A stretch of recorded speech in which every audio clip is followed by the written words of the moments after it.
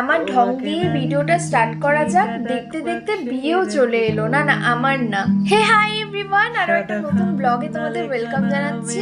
রান্না দিয়ে আজকে ব্লগটা স্টার্ট করা যাক। আর এই দেখো, আমি মাকে সবকিছু রেডি করে দিয়েছি। আজকে রান্না হবে দেশি মুরগির মাংস। আরো অনেক কিছু রান্না হয়েছে। সকাল থেকে আমি আর মা ভীষণ ব্যস্ত ছিলাম এই রান্নার জন্য, তাই আর কোনো ভিডিও করা হয়নি। এত কিছু রান্নার কারণ আজকে তানিকে আমরা আইবুড়ো ভাত খাওয়াবো। আর এই দেখো, মার মাংস কষানো হয়ে গেছে। আর মার হাতের মাংস কষা খেতে ভীষণ ভালো লাগে, তার জন্য আমি বসে পড়েছি মাংস কষা দিয়ে একটা পরোটা খাবো তার জন্য। আর ছোট থেকে এটা আমার অভ্যেস, মা যখন মাংস রান্না করবে, মা যখন মাংসটা কষানো হয়ে যাবে তখন মা আমাকে ডাক দেবে খাবার জন্য, কারণ মা জানে আমি ভীষণ ভালোবাসি এই কষানো মাংস খেতে। খাওয়া কমপ্লিট হয়ে গেছে, তারপর আমি স্নান করে নিয়েছি। এবার আমি পুজো দিচ্ছি। পুজো দেওয়া আমার অলমোস্ট কমপ্লিট হয়ে গেছিলো। তারপর আমার মনে পড়লো না আমার এই ডেইলি রুটিনটা পুজো দেওয়াটা তোমাদের সাথে একটু শেয়ার করি, তাই কিছু কাজ বাকি ছিল সেটাই ভিডিও করে নিয়েছি।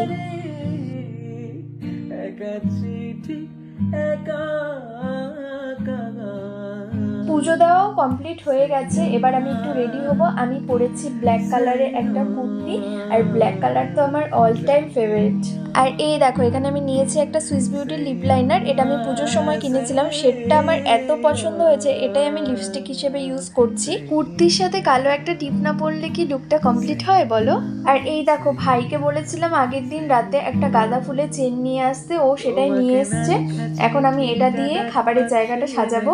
আজকে যাকে আইবুড়ো ভাত খাওয়াবো ও হচ্ছে আমার মেজো জেঠুর মেয়ে তানি। ওর কিছুদিন পর বিয়ে। আমি তো জয়েন্ট ফ্যামিলি থেকে বিলং করি, তাই তানির বিয়েতে আমি আমার ফ্যামিলির সবাইকে আমার ব্লগের মাধ্যমে তোমাদের দেখাবো। আর এই দেখো, আমার সাজানো কমপ্লিটও হয়ে গেছে। তারপর আমি তানিকে বললাম তুই একটু বস, আমি ভালো করে তোর ভিডিও করে দিচ্ছি।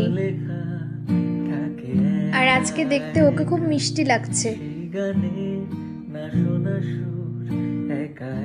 তারপর ওই দিন সন্ধ্যাবেলা আমি আর ভাই বেরিয়েছিলাম ও বিয়ের জন্য কিছু কিনবে তার জন্য।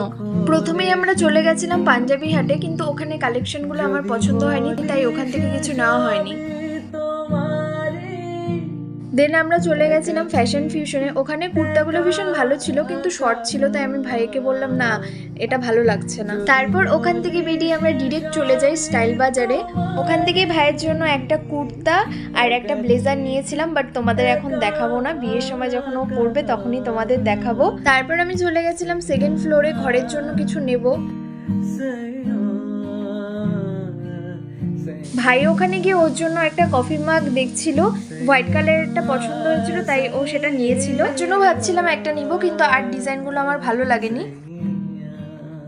তারপর আমি ঘরের জন্য পাপোশ দেখছিলাম, তাই ভাইকে বলছিলাম কোন কালারটা ভালো লাগে। তারপর আমারই পছন্দ হলো পার্পল কালারটা, তাই আমি সেটা নিয়েছিলাম। আর ওইদিকে ছিল কিছু খাবার প্লেটের সেট, আমি সেটাই দেখতে যাচ্ছিলাম। আর গিয়ে আমার এই পিঙ্ক কালারের সেটটা পছন্দ হয়েছিল। আর এই সেটটার মধ্যে ছিল 3টে খাবার প্লেট আর 3টে বাটি। এই প্লেটগুলো বিশেষ করে আমার জন্যই নেওয়া। আমার এই প্লেটগুলোতে খাবার খেতে ভীষণ ভালো লাগে। চলো এবার নিচে যাওয়া যাক, কারণ আমার জন্য তো আমি আর কিছু শপিং করব না, আমার সব শপিং আমি অনলাইন থেকে করব। চলো এবার আমরা এখান থেকে বেরিয়ে পড়বো।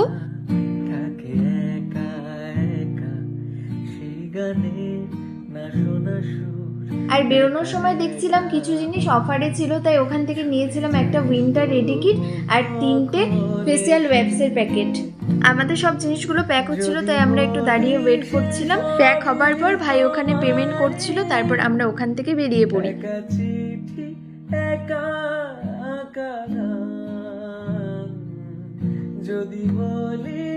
ওখান থেকে বেরিয়ে আমি আর ভাই একটা রেস্টুরেন্টে গিয়ে একটু কিছু খাওয়া দাওয়া করে তারপর 10টা নাগাদ বাড়িতে চলে আসি।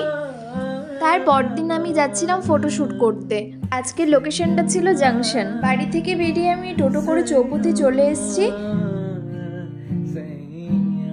এবার আমি টোটো করে চৌপতি থেকে ডিরেক্ট চলে যাব জাংশনে। আজকের লুকটা ছিল একটু ডিফারেন্ট। বাড়িতে রেডি হবার পর তো আর কোনো ভিডিও করা হয়নি, তাই ভাবলাম এখানেই একটা ভিডিও করে ফেলি, তোমাদের আমি আমার আজকের লুকটা দেখাবো তার জন্য। আমি বাড়ি থেকে বেরিয়েছিলাম 3:30 নাগাদ। আমার টাইম ছিল 3টের সময়। আমার রেডি হতে একটু লেট হয়ে গেছিলো, তাই আমি ওখানে পৌঁছেছিলাম 4টের সময়। ওরা ওখানে 3টের সময় পৌঁছে গেছিলো, আর 3টের থেকে আমার জন্য ওয়েট করছিল। আর এই শীতকালে তো তাড়াতাড়ি সন্ধে হয়ে যায়, তাই 3টে থেকে ফটোশ্যুটটা স্টার্ট করার কথা ছিল, কারণ সন্ধে হয়ে গেলে আর ভালো করে ফটোশ্যুট করা হবে না। আমার লেট করার জন্য 4টে থেকে স্টার্ট হয়েছিল, আর ওরা ওদিকে সেট আপ করছিল, তাই আমি একটু ঢং করছিলাম। দেখো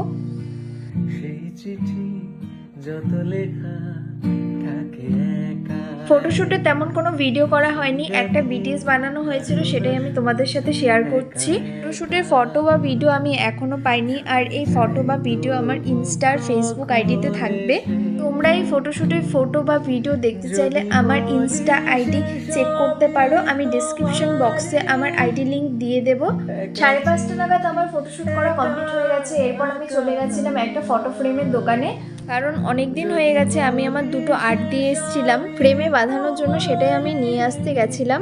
আর আমি আমার সব আর্টগুলো এখান থেকেই বাঁধাই। তাই এই কাকু আমার ভীষণ পরিচিত, কাকু আমার ফ্রেমের কাজগুলো করছিল, আর আমরা দুজন মিলে গল্পও করছিলাম।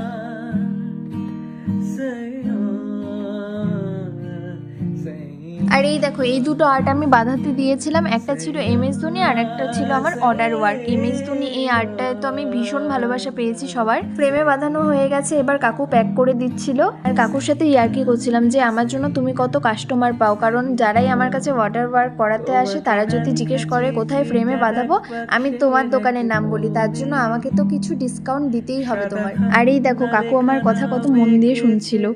আর কাকুর ভিডিও বানাচ্ছিলাম বলে কাকু ভীষণ খুশিও হচ্ছিল। যেহেতু সন্ধে হয়ে গেছিল, আর সন্ধে হলেই আমার মনটা ফাস্টফুডের দিকে চলে যায়, তাই চৌপতিতে ওই দাদাটার দোকানে গিয়ে মোমো আর চাউমিন খেয়েছিলাম। খেয়ে তারপর আমি 6টা নাগাদ বাড়িতে চলে আসি। তো এই ছিল আজকের একটা ছোট্ট ব্লগ, আশা করি তোমাদের ভালো লাগবে। দেখা হবে অন্য কোনো নতুন ভিডিওতে। টাটা।